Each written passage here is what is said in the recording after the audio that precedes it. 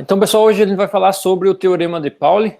O Teorema de Pauli é um resultado, digamos assim, é uma ferramenta para fazer alguns cálculos de maneira muito mais simples do que o método padrão para fazer cálculos de valor médio, esse tipo de coisa. Tá? De valor médio, basicamente. E já vou passar para vocês qual que é esse teorema. A gente vai provar o teorema e depois ver alguns exemplos de aplicação, tá? Então, o teorema,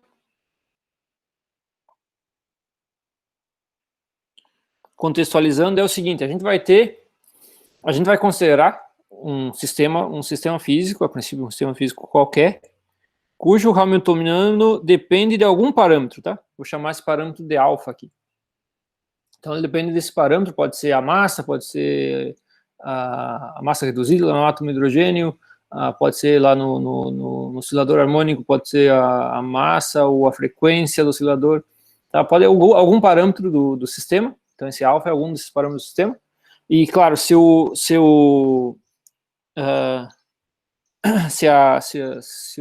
Hamiltoniano do sistema depende desse parâmetro, as energias vão depender desse parâmetro.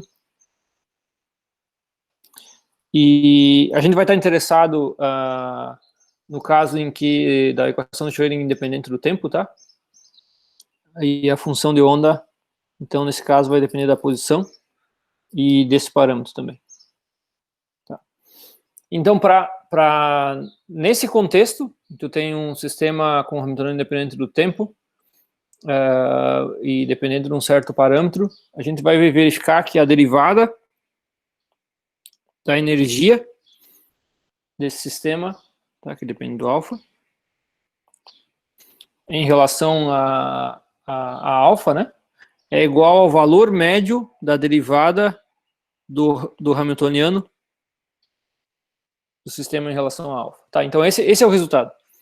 Esse é o enunciado do Teorema de Pauli.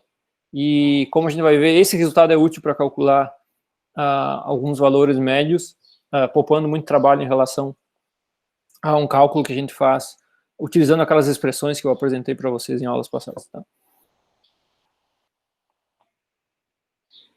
Então a gente vai verificar esse teorema agora.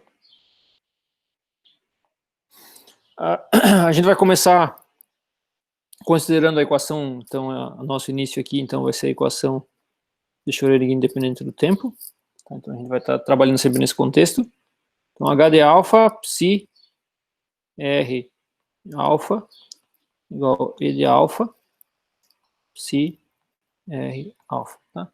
Então essa é a equação do Schrödinger independente do tempo, onde aqui tá uma coisa, né, que eu tenho que comentar, que aqui eu apresentei para vocês a equação do Schrödinger independente do tempo de outra forma, né, o menos H cortado ao quadrado sobre 2m, nabla 2, mais U, né, esse seria o nosso,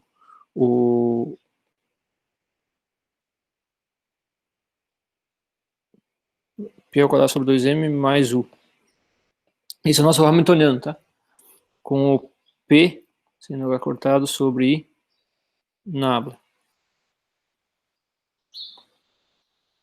Tá? Mas aqui a gente não vai... nos exemplos a gente vai trabalhar com essa forma, mas aqui na verificação a gente vai trabalhar com essa forma da equação do Schrödinger, ao invés de escrever, separar aqui a parte cinética e potencial da energia, a gente vai escrever simplesmente um H para tudo, tá? Então a gente vai usar a equação do Schrödinger independente do tempo e também a normalização da função de onda, tá? A condição de normalização da função de onda, que é essa aqui, a integral, se a gente integrar em R13, né, todo espaço, o módulo quadrado da função de onda, que é a densidade de probabilidade, né? Então, a gente vai ter isso igual a 1. Então, essa integral é igual a 1. Então, psi conjugado vezes psi, que é o tipo de expressão que vai aparecer depois, na verificação. Essa integral é igual a 1. Então, a gente vai usar esses dois resultados aqui. Bom, aí seguindo, o que a gente vai fazer vai ser o seguinte: a gente vai pegar essa expressão aqui, a equação de Schrödinger independente do tempo, vai multiplicar por psi conjugado e integrar em todo espaço, tá? Então, isso que eu vou fazer. Vou pegar aqui H é alfa, psi R alfa, vou multiplicar pelo conjugado e vou integrar em todo o espaço. E vou fazer isso dos dois lados, claro. Integral de 3R, psi de alfa.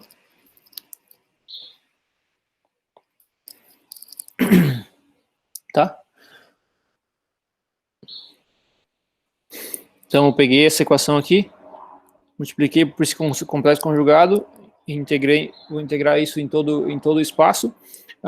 Aí quando tu faz isso, nota que o E aqui é um escalar que não depende do R, a princípio, então tu pode tirar ele para fora da integral.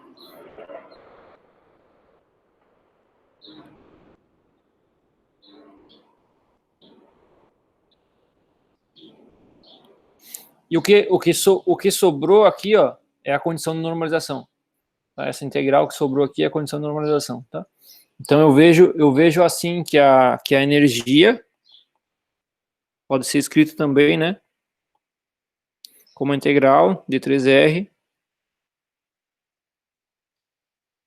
psi complexo conjugado H de alfa psi R alfa. Agora eu vou pegar essa equação,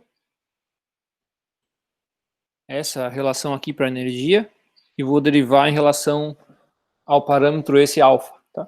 Então, derivada em relação a alfa vai ser a derivada dessa integral, tá? Eu vou pular alguns passos aqui. Eu posso passar essa derivada em relação a alfa, então eu posso passar para dentro da integral e derivar a função, e depois fazer a integral e dar a mesma, né? E aí aqui eu vou aplicar a regra do produto, tá?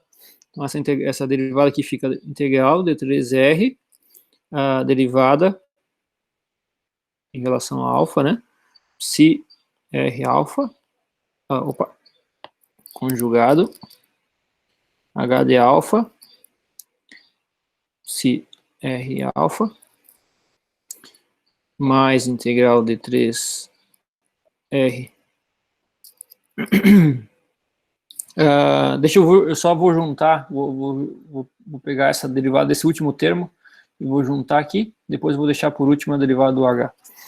Então aqui vai ter psi R alfa conjugado, H alfa, derivada em relação a alfa do psi.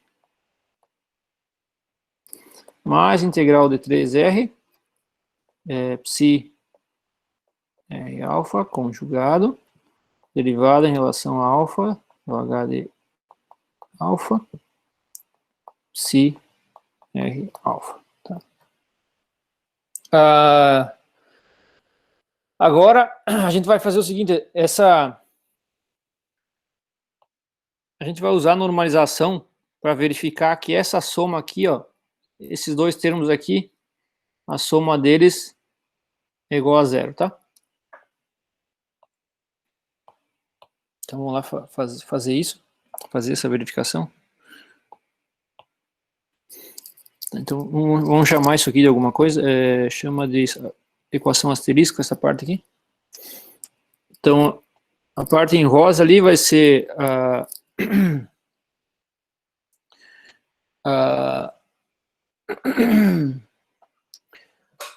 primeira coisa, bom, antes de resolver, a gente vai usar o seguinte, deixa eu escrever ela de novo aqui.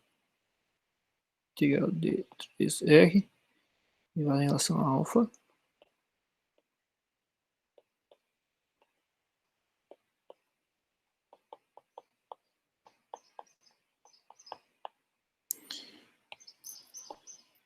Tá. Mais integral de 3R, psi R alfa, H de alfa.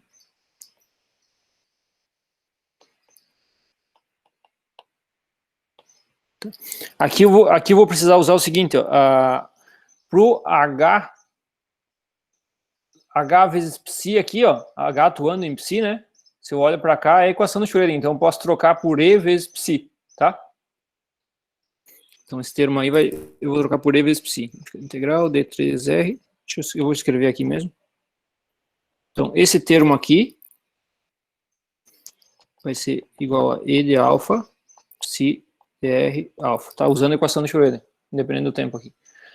Esse outro termo, eu não vou demonstrar para vocês, mas lá em mecânica quântica 2 vocês vão ver facilmente que dá para ver que esse termo...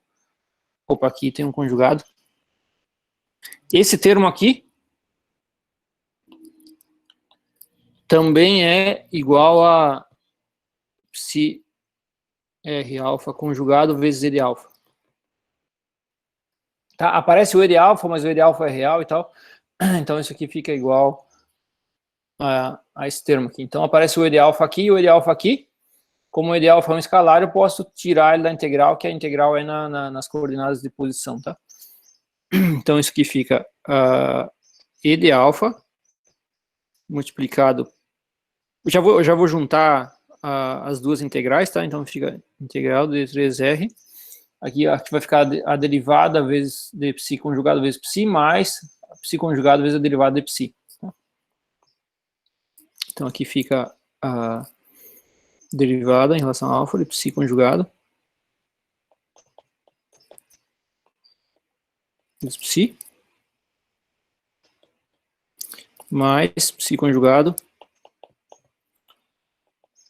derivada em relação a alfa de psi.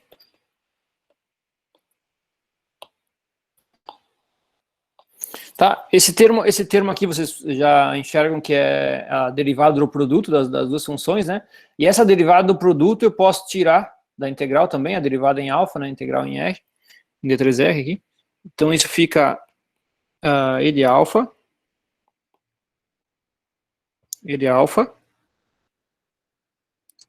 derivada em relação a alfa, a integral D3R, de psi complexo, psi R alfa conjugado psi. Mas isso aqui é igual a 1, né? Pela condição de normalização. Tá? Então a gente vai estar usando essa condição de normalização aqui. E a derivada de 1 é igual a 0. Tá? Então está mostrado, esse termo, essa soma aqui dessas duas linhas aqui é igual a 0. E aí a gente tem que a derivada de E alfa. Não vou repetir essa linha aqui. Então, essa linha aqui, o que tu tem? Ó? Integral em D3R, psi conjugado, alguma coisa aqui, um operador, né? Vezes psi, mas isso é o valor médio desse operador aqui, tá? Então, isso aqui é o valor médio do operador, que é a derivada de H. Em relação a alfa, tá? Então, tá aprovado. Tá aprovado o teorema de Pauli. Esse é o teorema de Pauli. Então, esse é o resultado. Tá, agora, só olhando para esse resultado aí, não é tão simples de ver que ele pode ser útil de alguma forma, tá? Então, a utilidade dele a gente vai ter que conforme vai fazendo cálculos, a gente vai criando a intuição de que ele pode ser útil, em que casos ele vai ser útil, tá? Então, agora a gente vai fazer alguns exemplos.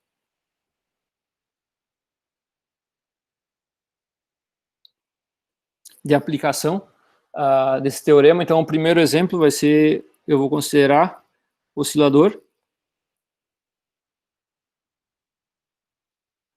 harmônico quântico, né?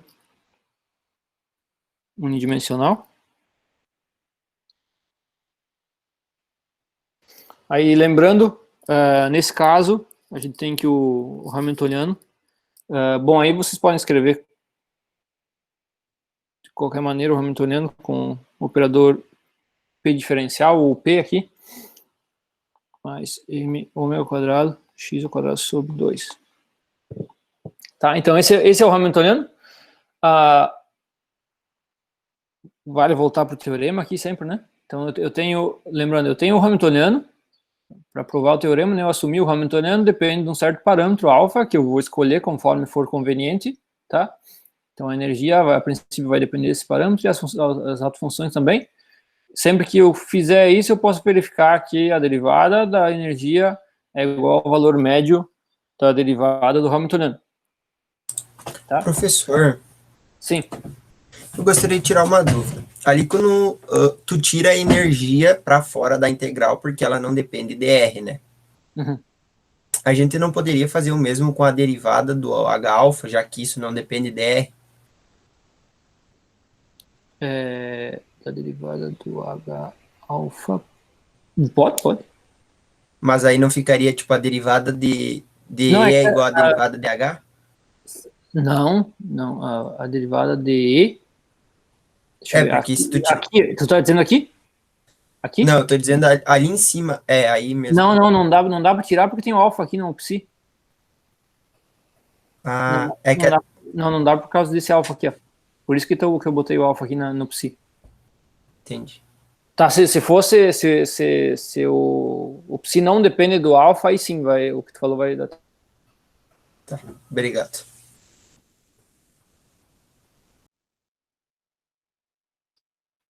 Sim. Mas nesse caso tem o psi, não dá para fazer isso. Tá. Aqui, pessoal,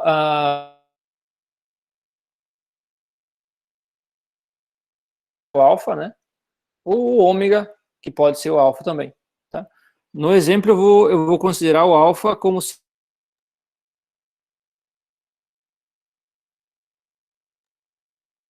aí a função de onda, a energia, a princípio, vão depender desse ômega, tá? Não necessariamente tem que depender, mas o meu começo é aqui, eu vou escolher qual parâmetro que eu vou usar.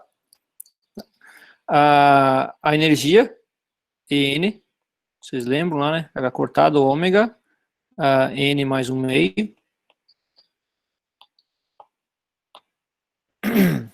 N de 0 infinito, né? Mas não importa muito. Nesse caso, eu tenho mesmo que... Eu vou fazer de usar o teorema. Então, a derivada em relação a ômega da energia,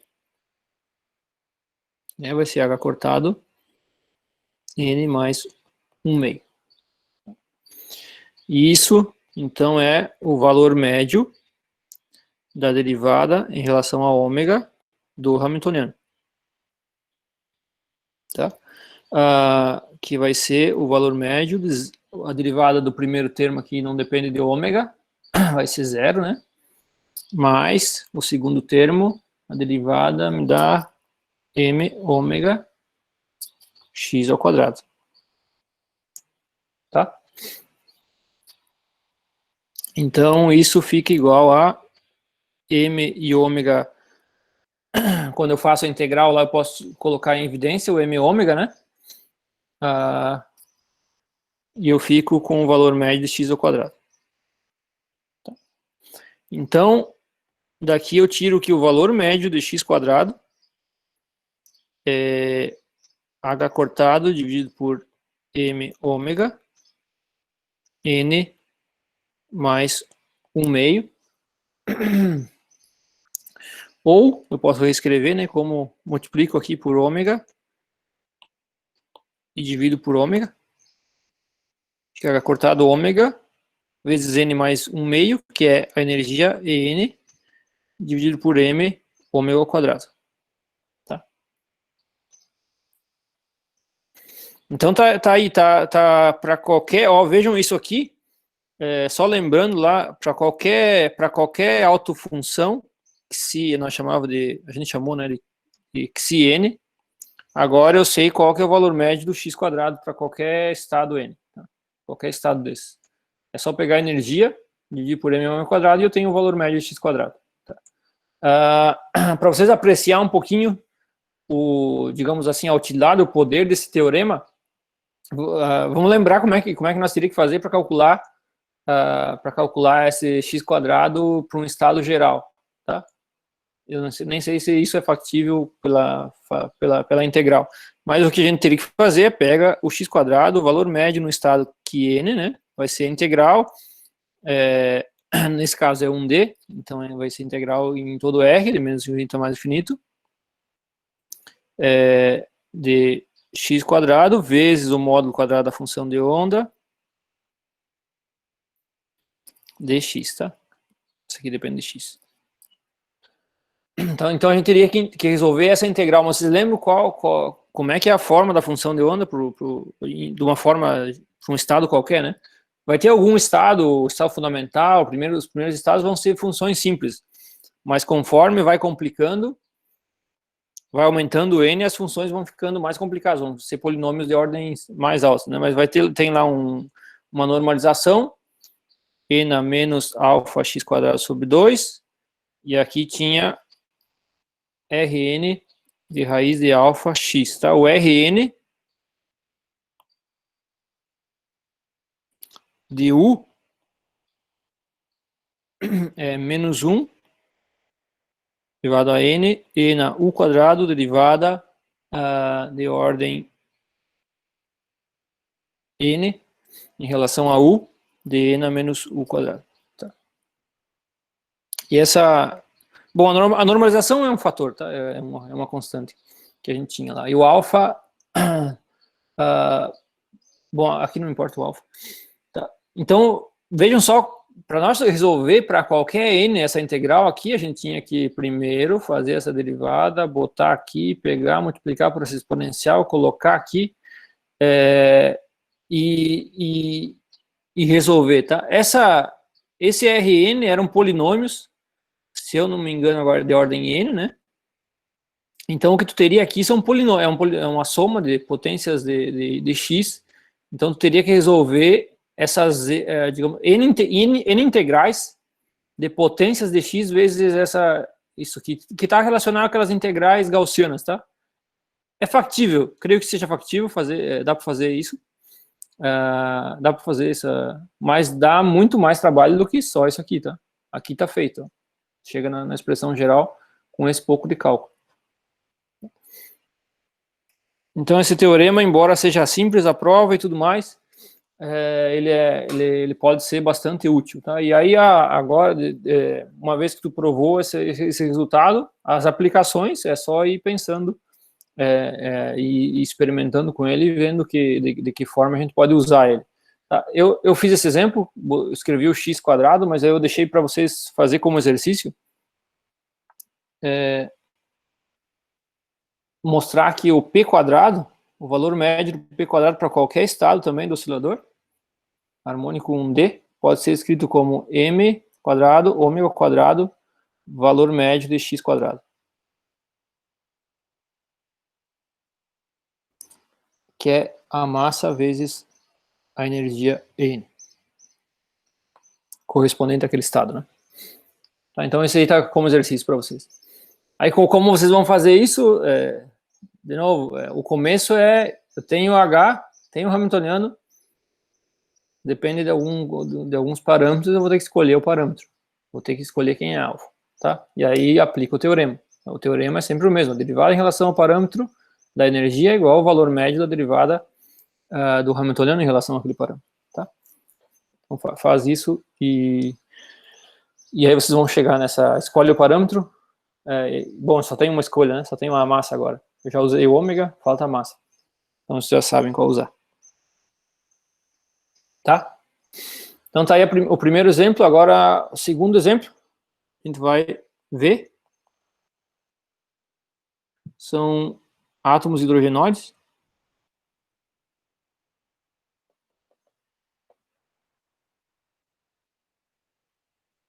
Tá. Esse exemplo, pessoal, é bastante útil. Eu adicionei ele aqui em mecânica quântica 1, mas a gente vai precisar desse exemplo lá em mecânica quântica 2, quando falar da teoria de perturbação e usar a teoria de perturbação para estudar a estrutura fina dos níveis de energia de átomos hidrogenoides. A gente vai precisar dos resultados que eu vou mostrar, que eu vou obter com vocês agora, tá? Bom, o primeiro resultado que a gente vai obter vai ser o valor médio de 1 sobre R, tá? R é a distância radial entre o núcleo e o elétron. Tá? Então, o valor médio, a gente precisa desse valor médio lá naqueles cálculos que eu falei para vocês. Então, aqui a gente vai... Primeiro resultado que a gente vai obter usando o teorema de Pauli é o valor médio de 1 sobre R. Tá? Então, só lembrando... as energias do átomo de hidrogênio é N menos mi K ao quadrado, Z ao quadrado, e na quarta,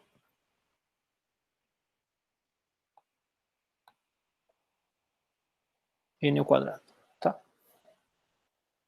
Tá, aqui, pessoal, de novo, tem vários parâmetros que vocês podem usar. Eu usei um parâmetro em particular, que é a constante de estrutura fina. Não, vocês poderiam usar qualquer outro e chegar no mesmo resultado, tá? Então aqui tem a massa reduzida, tem K, tem Z, tem até H cortado a E, vocês poderiam usar, pode usar o H cortado aqui, o H cortado ao quadrado, o H cortado, tá? Qualquer um dos parâmetros é válido para aplicação do teorema de Pauli. Tá? Bom, aqui também o Hamiltoniano, né? O Hamiltoniano vocês podem usar como P ao quadrado sobre 2mi.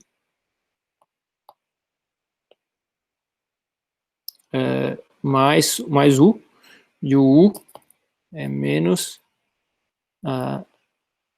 K, Z, E ao quadrado sobre R. Tá? Então, na verdade, é sempre melhor começar com o H. Tá? Então, aparece aqui a massa reduzida, K, Z, E. Vocês podem usar qualquer um desses parâmetros. Ou algum outro. Eu posso reescrever esses parâmetros em termos de outras constantes, né? Essa parte a gente sempre pode fazer. E aqui o que eu fiz foi usar essa constante, a constante de estrutura fina.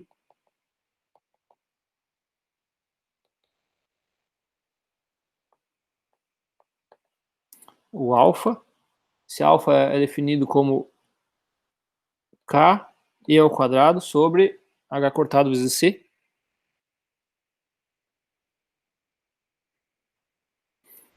O valor é mais ou menos, aproximadamente 1 sobre 137. Tá? Então, eu vou só manipular aquela expressão aqui e teria que manipular aquela outra expressão também para escrever em termos de alfa. Tá? Então, aqui, K,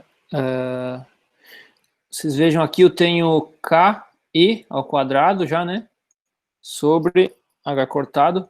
Só falta, tá tudo ao quadrado, né? K ao quadrado, E na quarta, H cortado ao quadrado. Então, se eu tivesse um C quadrado aqui, eu já teria alfa ao quadrado aqui na energia, tá? Então, eu vou multiplicar por C quadrado e dividir por C quadrado. Assim eu fico com menos mi Z ao quadrado,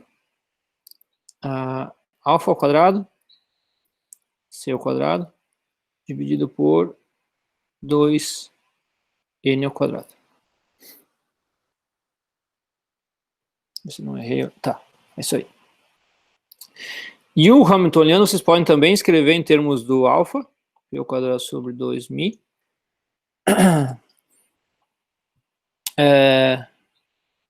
Então aqui tu tem K E ao quadrado. Eu vou ter que multiplicar e dividir por H cortado C. Tá? Então, K E ao quadrado, eu vou ficar com Z alfa e por H cortado C vezes R. Z. Não, eu tenho KC, eu tenho que dividir, então sobra multiplicando, não dividindo. Tenho que dividir aqui, né, por H cortado C, então sobra multiplicando, não dividindo. Aí. Tá. Então fiz aparecer esse parâmetro alfa. Então agora eu vou aplicar o teorema de Pauli.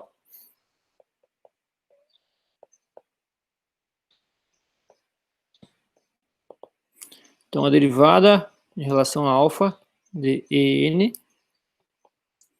fica menos mi Z quadrado alfa C quadrado sobre N quadrado. Tá? O 2 que cai daqui cancela com esse 2. E isso vai ser igual ao valor médio da derivada do H em relação a alfa, né? Esse vai ser o valor médio, a derivada desse termo aqui, em relação a alfa dá zero.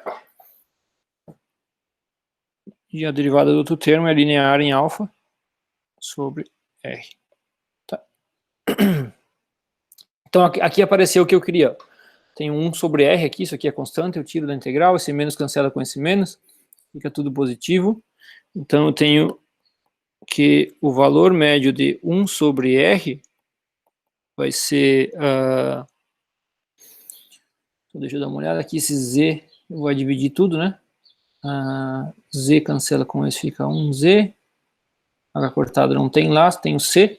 Então fica Mi Z alfa C dividido por H cortado N quadrado.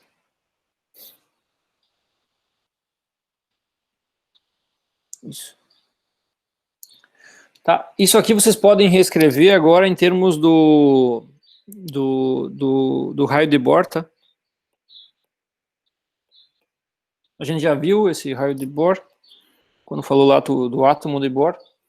Tá? A definição dele é H cortado ao quadrado sobre Mi K E ao quadrado. Ou H cortado, vocês podem verificar usando essa expressão para o alfa aqui.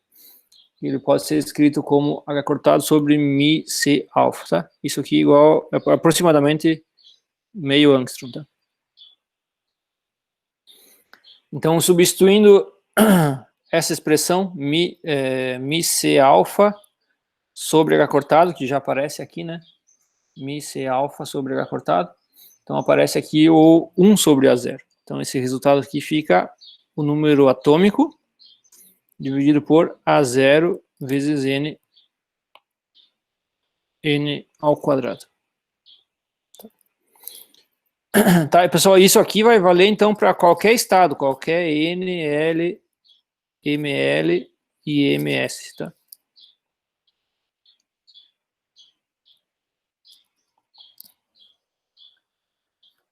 Bom,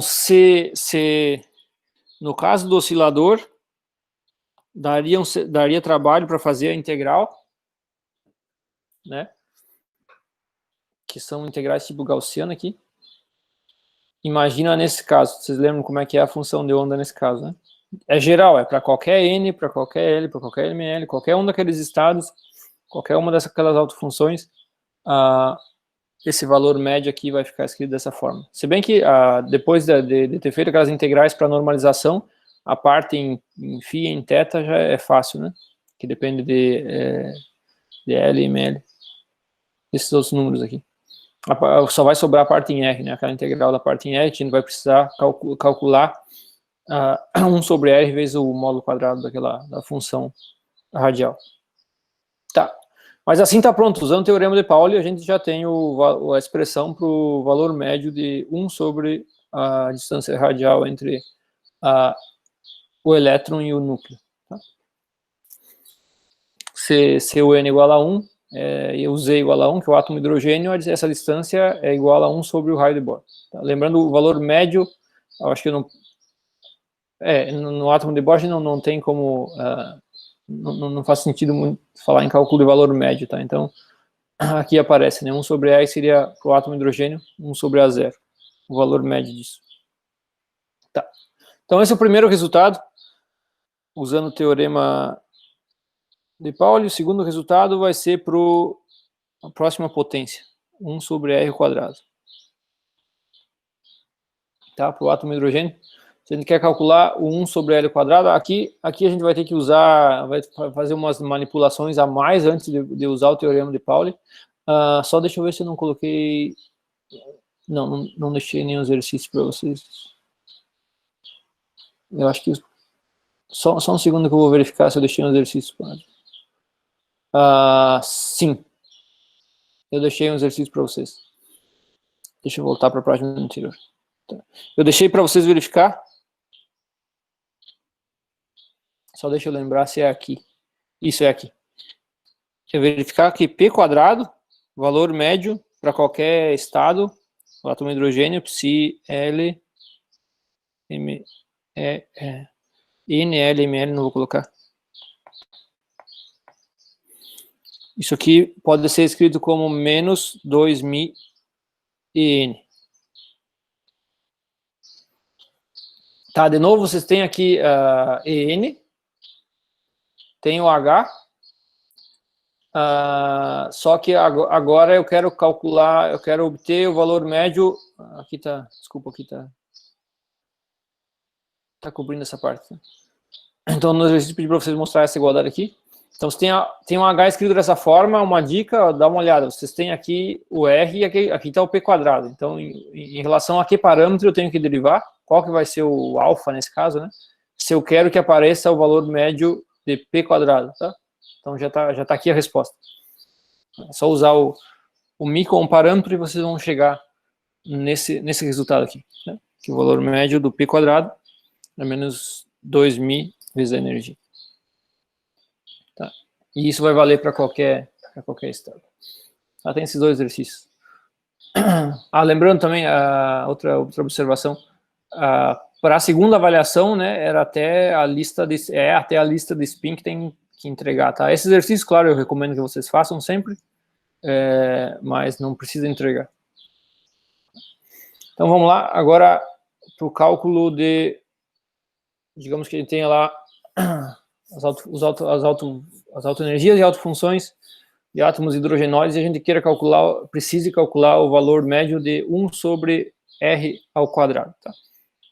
Para fazer isso, pessoal, eu vou lembrar para vocês, né, que a gente mostrou que em coordenadas esféricas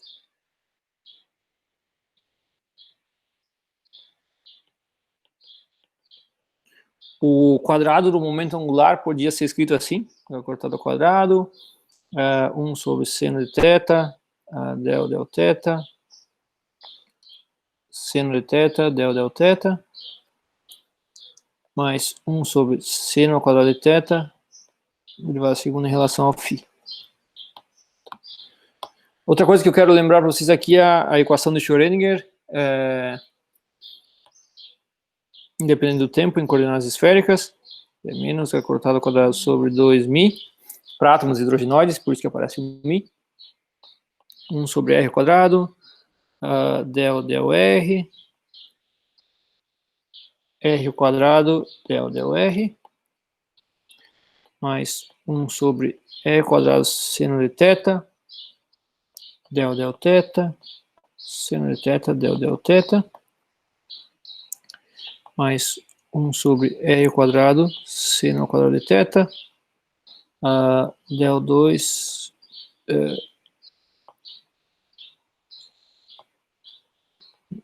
derivada segunda em relação a φ. Tá. Então, isso tudo vai estar atuando em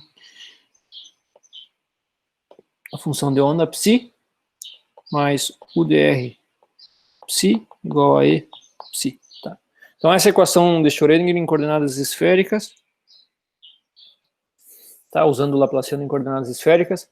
Aí, vejam que, se nós olhar para L quadrado aqui, bom, a gente já usou essa equação, né, quando falou do momento angular. Então, o L quadrado dá para identificar ele aqui, ó. Multiplico tudo aqui por menos a H cortado ao quadrado. Então, o que está aparecendo aqui, está aqui.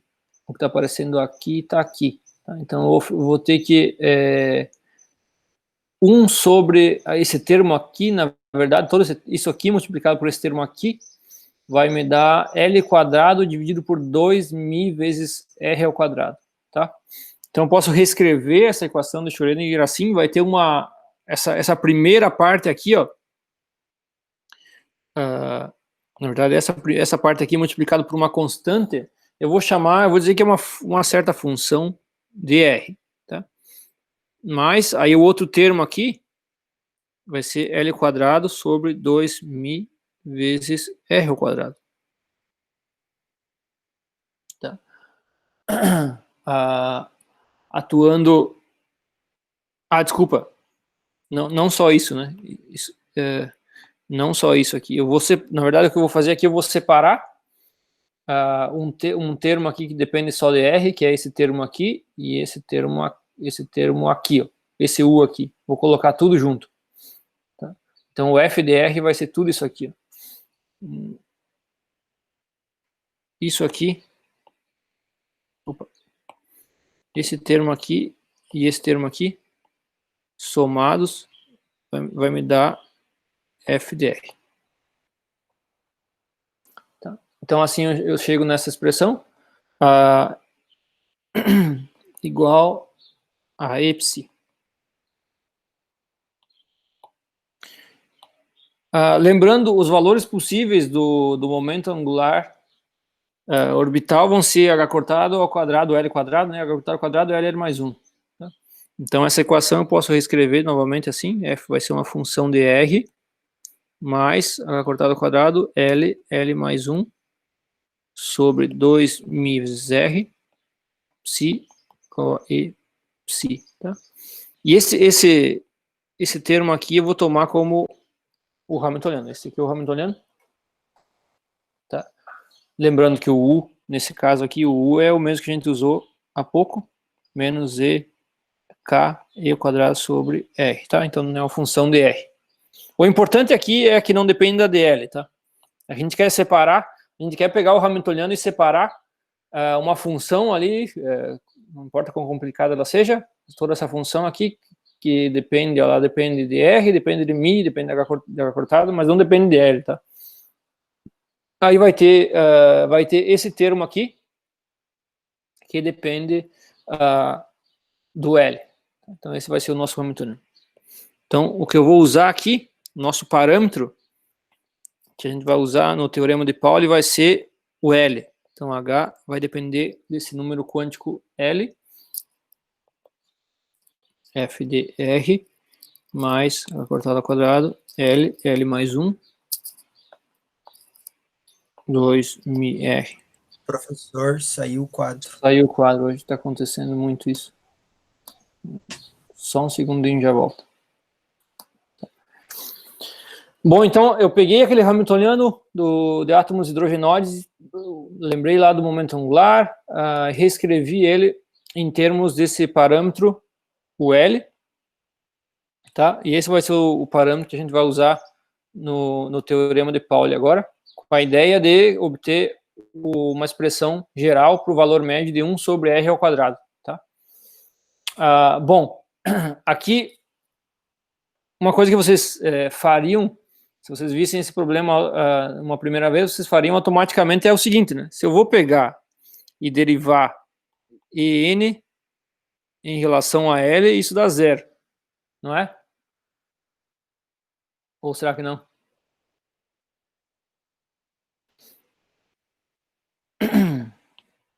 Não pode, tá?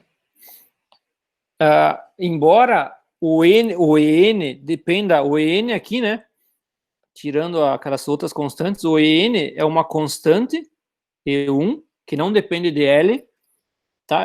Se tu faz E igual a 1, esse E1 é menos 13,6 eletronvolts, né? Dividido por N ao quadrado. Essa é a expressão para o N. Então, o EN depende explicitamente só de N. Mas se vocês lembrar, acho difícil, mas se vocês lembrar lá do processo que a gente fez para obter as funções de onda radiais, chegou um ponto lá que a gente tinha que truncar a série, tá, para obter essa função de onda.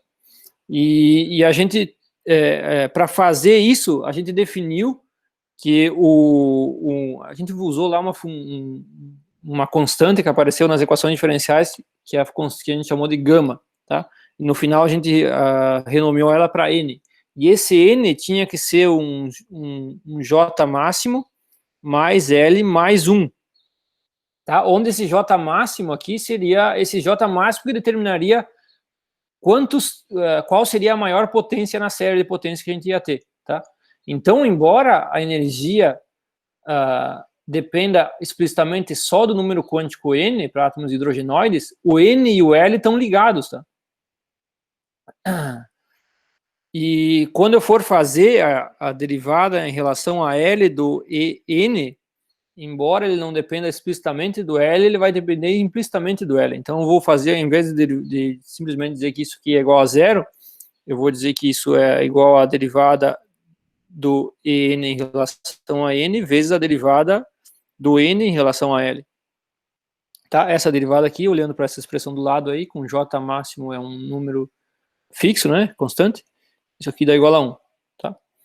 Então aqui eu vou derivar, na verdade eu vou usar a derivada em relação a N. Tá? Então isso aqui vai ser a derivada em relação a N.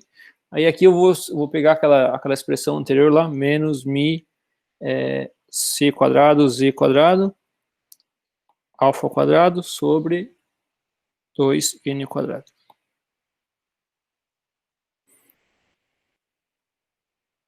Tá? Dá mi c quadrado, z quadrado, alfa quadrado sobre n ao cubo. Então essa derivada dá energia em relação a L. E, bom, pelo teorema de Pauli, isso aqui tem que ser igual ao valor médio da derivada do Hamiltoniano.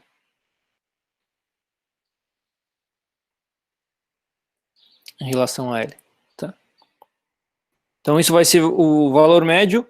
Se eu vim aqui derivar o Hamiltoniano, que é essa expressão aqui em relação a L, a derivada, esse termo aqui, que é isso aqui, né? Essa parte aqui, mais esse U. Tá? Essa parte não depende do L, então a derivada dá zero. Mais aquele outro termo aqui depende do L, fica L ao quadrado mais L, então a derivada dá 2L mais 1. Então, dá cortado ao quadrado, 2L mais 1, dividido por 2mi vezes R.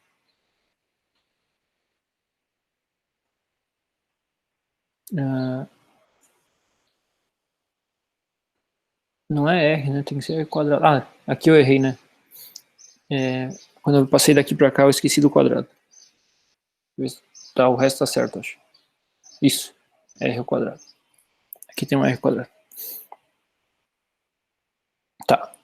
Aí com isso a gente tem agora, isso aqui é constante em relação à função de onda aqui, se eu for fazer a integral. Então eu posso escrever, tirar essa parte e essa parte da integral, fica só o valor médio de 1 sobre R ao quadrado. Tá? Então o valor médio de 1 sobre R ao quadrado para qualquer função de onda, se NL, ML, MS, vai ser 2mi ao quadrado, c ao quadrado, z ao quadrado, alfa ao quadrado, dividido por h cortado ao quadrado, 2L mais 1, n ao cubo. Tá, isso aí, pessoal, vocês podem verificar. Deixa eu ver se eu tenho uma expressão aqui já pronta. Não, não tem. Só na outra página, tá? Vocês podem verificar, vocês podem simplificar essa expressão e escrever ela em termos de A0, tá? Do raio de Bohr. Aqui, ó, eu vou fazer o seguinte, eu vou multiplicar tudo isso e dividir por 2 essa expressão. Daí esse 2 cancela com esse 2. E o resto fica em termos do raio de Bohr. Vou deixar essa verificação para vocês. A0 ao quadrado, L mais 1 meio, N ao cubo.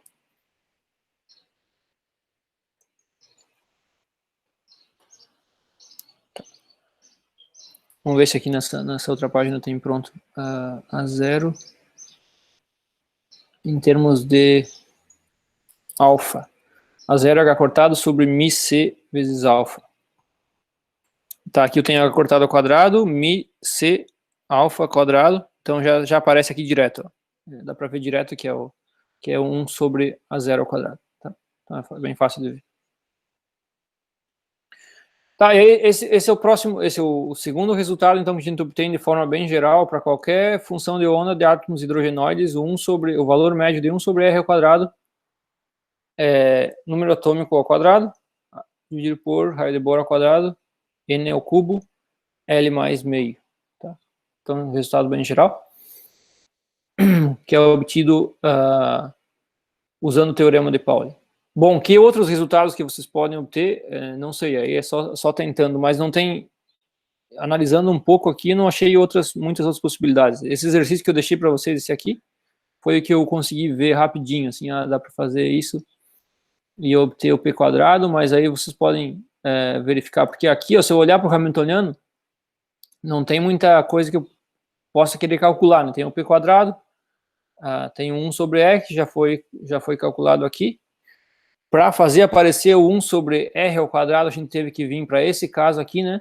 Fazer essa manipulação, fazer aparecer outro parâmetro, que é o L, usando o momento angular, fazendo aparecer o momento angular aqui. Então, apareceu, quando a gente fez essa mudança, apareceu o 1 sobre R ao quadrado, tá?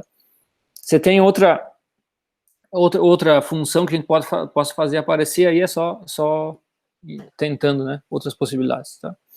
Então, em relação ao teorema de Pauli, eram esses dois exemplos que eu queria dar para vocês. Só que agora, bom, já como a gente olhou para o valor médio de 1 sobre R e de 1 sobre R ao quadrado, ambos os cálculos vão ser necessários lá para entender a estrutura fina do átomo de hidrogênio, mas vai ter um outro cálculo que a gente vai precisar lá, que é o valor médio de 1 sobre R ao cubo, tá? Então, já vou aproveitar para falar sobre o cálculo do valor médio de 1 sobre R ao cubo. Só que nesse cálculo não vou usar o teorema de Pauli, tá? Esse cálculo aqui a gente vai... eu vou deixar aqui junto.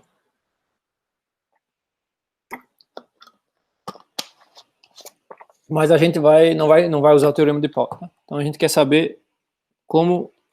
a gente quer obter uma expressão geral para 1 sobre R ao cubo. O valor médio de 1 sobre R ao cubo, tá? Aqui, eu vou ter que adiantar um resultado que vai ser obtido também lá em Mecânica Quântica 2, que lá a gente vai mostrar que a partir da mecânica quântica a gente pode obter a segunda lei de Newton em alguns casos, tá? Então, lá a gente vai mostrar que se a energia potencial depende só da posição, então essa equação aqui é satisfeita, tá? A derivada, a massa do quantum vezes a derivada segunda do valor médio da posição no tempo t,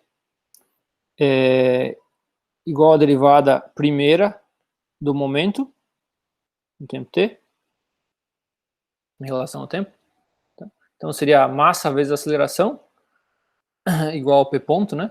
Derivado do momento em relação ao tempo, que é o valor médio da força, o valor médio do gradiente de U.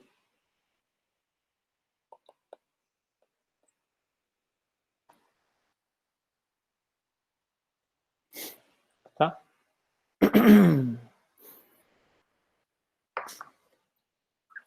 Tá, então essa equação aqui, a gente vai verificar em Mecânica Quântica 2 que ela é satisfeita de forma geral. Então, para quando U tem essa forma, a equação, a segunda lei de Newton, seria a dinâmica clássica lá, é obtida a partir da dinâmica quântica, só que ao invés de ter as variáveis clássicas, na verdade as variáveis clássicas são os valores médios da mecânica quântica. Tá? A ideia, a gente entende isso porque na mecânica, se um sistema se comporta de maneira clássica, a função de onda dele é aproximadamente uma delta, tá? É um pacote de onda muito estreito, tanto em posição e tanto em momento, ainda respeitando o princípio de indeterminação de Heisenberg, mas elas são estreitas e o valor médio vai ser na verdade, os valores possíveis vão ser com uma probabilidade muito grande o valor médio, tá? E aí as duas coisas vão ser equivalentes nesse limite. Bom, mas o importante para nós aqui é que uma equação desse tipo segundo a lei de Newton, é obedecida para os valores médios, tá? E no caso de estados estacionários, pessoal, lá no início, quando eu comecei a falar sobre a equação de Schrödinger, a gente começou com a equação de Schrödinger dependente do tempo, fez separação de variáveis, né, para quando o potencial não depende do tempo, como nesse caso aqui, ó. Fez separação de variáveis e escreveu a função de onda como um produto, uma parte espacial com uma parte temporal.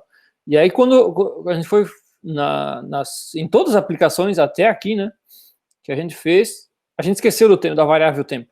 Tá? Então a gente estava sempre olhando para estados estacionários. Para estados estacionários, aquela parte da função de onda que depende do tempo é sempre aquela exponencial. Tá? Lembra lá a exponencial de menos i ômega t lá, a exponencial imaginária. E aquela exponencial, o módulo dela é zero. Desculpa, é 1. O módulo dela é 1. A fase ali, quando tu toma um módulo, que vai ser zero. Então, aquilo lá não importa para probabilidades. Tá? Então, o que vai importar é o módulo quadrado da parte espacial da função de onda.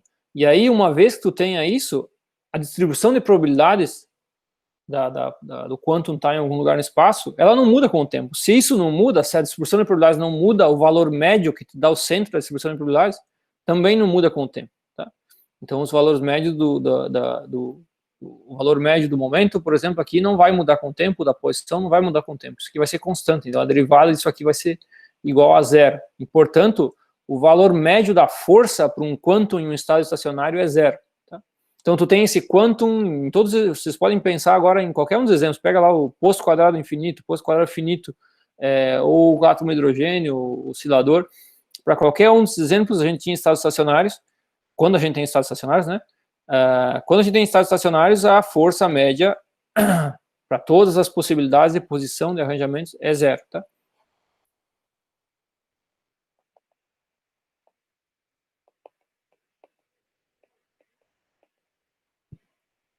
Então, para estados estacionários, a gente vai ter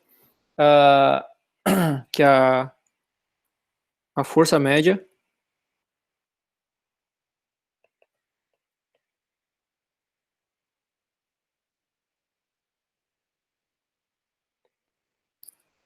é zero. E esse resultado é atribuído algumas vezes, eu não achei a referência do Schwinger, mas é atribuindo ao Schwinger. Dizem que o Schwinger foi o primeiro a se dar por conta desse resultado, tá? Bom, na sequência aqui eu vou usar esse resultado, então. Esse aqui vai ser a nossa ferramenta aqui, ao invés do teorema de Pauli. Então a gente vai usar esse resultado aqui, que a força média para um estado estacionário é igual a zero. Mas, além disso, a gente vai ter que fazer mais algumas manipulações para poder fazer aparecer esse valor médio de 1 sobre R ao cubo aqui, tá? Então, a ideia vai ser o seguinte, pessoal, a gente vai pegar um átomo hidrogenoide e vai separar o momento linear desse átomo em termos de uma componente radial e de uma componente tangencial, tá? E vai olhar para a equação, na verdade, como se ela fosse uma única equação na parte radial, tá? E nesse caso a força média, como é um vetor, né?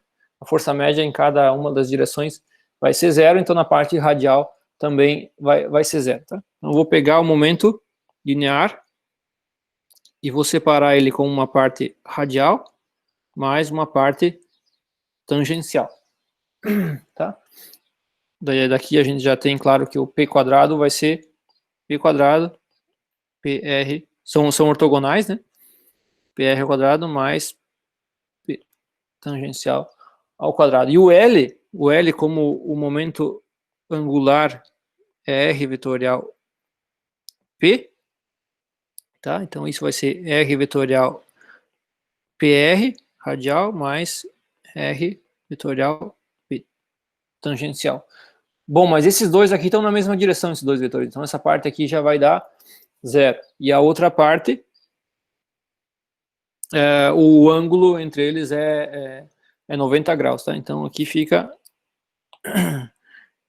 R,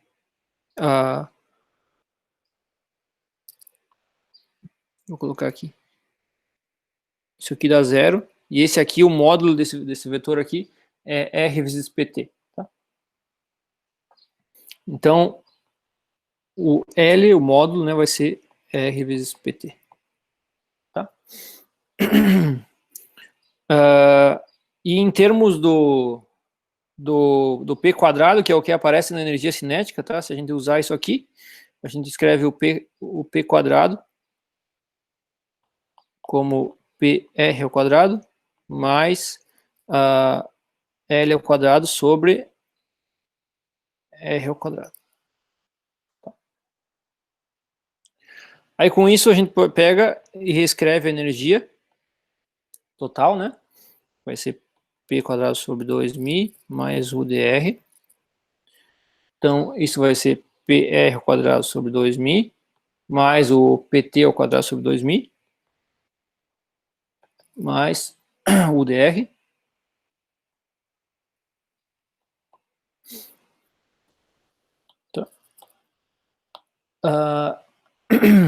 Que é PR ao quadrado sobre 2μ mais L ao quadrado dividido por 2μr ao quadrado mais UdR. Esse termo aqui a gente vai considerar como uma energia potencial UdR, útil dr, tá? Então, é como se a gente tivesse, se tu pensar numa partícula clássica, é como se tivesse um movimento unidimensional. Aqui aparece energia cinética para movimento na direção R, com uma certa, um potencial efetivo aqui, tá? Que depende do momento angular também. Tá? Então, a gente vai olhar para esse potencial efetivo para a força média na direção R, tá? Então, ele transformou, é como se a gente tivesse transformado esse problema 3D e olhado para ele do ponto de vista de um problema 1D só, tá? Então, a gente vai precisar desse útil dr aqui. Vai ser, então, L ao quadrado sobre 2μr ao quadrado mais UdR, que é menos KZe ao quadrado sobre R.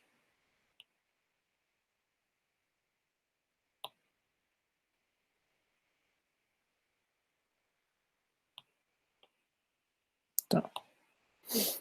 Agora a gente pega e substitui isso aqui nessa equação. Tá? Então aplica naquela equação. Então a força média para um estado estacionário vai ser 0. A força média é FR, né? Vai ser 0. Que é igual a menos derivada em relação a R de útil dr. O valor médio disso é igual a 0. Tá. Então eu vou ter que derivar essa equação aqui. Então fica menos mais L ao quadrado. Aqui fica a derivada de R na menos 2, né? Fica menos 2, R na menos 3. Então fica esse 2 aí some. Mi R ao cubo. O menos com o menos cancela, né? E esse termo também fica a derivada de R a menos 1. Fica menos, fica mais aqui. Isso, fica mais.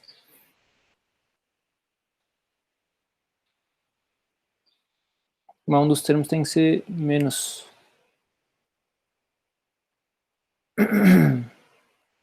Assim, tá, peraí. Deixa eu só fazer uma coisa, eu vou esquecer desse menos aqui, porque eu tô me atrapalhando com os dois menos. Tem um menos aqui, né? Então, esse aqui fica negativo, esse fica positivo. Tá? Então, esse menos aqui com esse aqui fica mais, então quando eu faço a derivada, esse fica negativo. Esse termo aqui vai ficar negativo. Tá? Então, fica menos KZe ao quadrado sobre R ao quadrado. Tá? Valor médio. Então, isso aqui, eu posso reescrever esse termo aqui. Eu vou usar aqui H cortado ao quadrado, L mais 1. Né? Tiro da integral.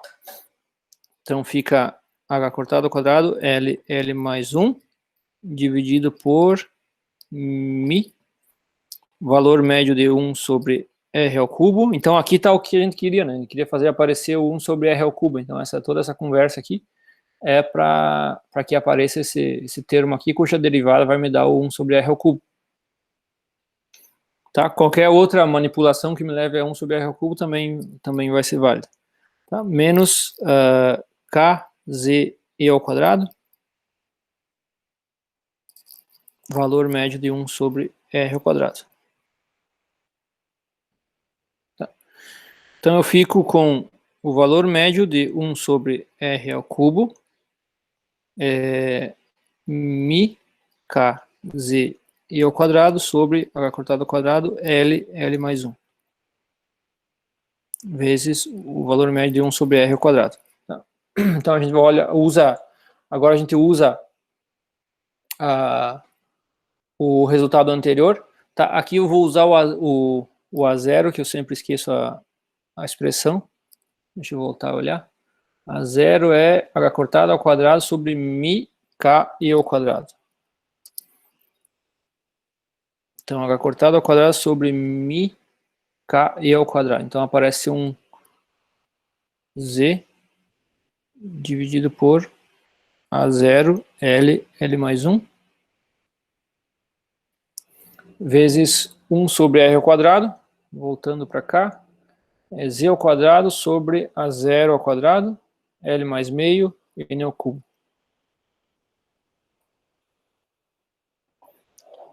L mais meio, N ao cubo. Tá, então fica z ao cubo, dividido por A0 ao cubo, L mais 1, L mais meio, N ao cubo. Deixa eu conferir. Acho que é isso aí mesmo. Tá. Então tá aqui a outra expressão que a gente vai precisar lá para entender a estrutura fina do átomo de hidrogênio, de átomos tipo hidrogênio, que é o valor médio de 1 sobre R ao cubo, que é toda essa expressão aqui, mas que depende do número atômico nesse caso, né? O hidrogênio vai ser igual a 1, do raio de Bohr, e claro, do estado, do L e do N, tá? Então isso aqui vai valer para qualquer função de onda, para qualquer estado, né? Vai ser sempre essa expressão aí. Tá? E aí, para vocês treinar, pessoal, o uso desse teorema, como eu falei, esse resultado aqui não tem a ver com o teorema de Pauli. A gente está usando, na verdade, digamos assim, o limite clássico da mecânica quântica, que é a segunda lei de Newton em termos de valores médios, tá? Nessa parte aqui, então, tudo são exemplos de aplicações do teorema de Pauli. Eu deixei 2 exercícios só para vocês treinar, para ver como é que funciona. Aí vocês podem aplicar como queiram em outros sistemas, tá? Isso aqui é um resultado geral, que a princípio não tem restrição nenhuma. Vocês podem, conseguindo achar um parâmetro certo, vocês podem aplicá-lo para qualquer sistema físico. E aí, por hoje, é isso aí. Se tiverem alguma pergunta, fiquem à vontade.